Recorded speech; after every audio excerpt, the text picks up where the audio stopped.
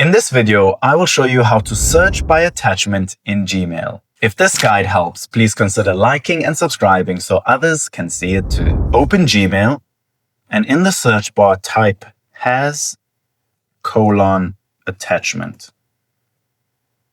You will then see all your attachments show up. To find a specific file, type filename:PDF. You will then see all your PDFs show up.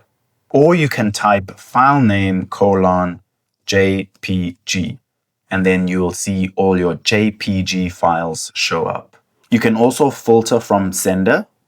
For example, you could type from:Kyle has:attachment.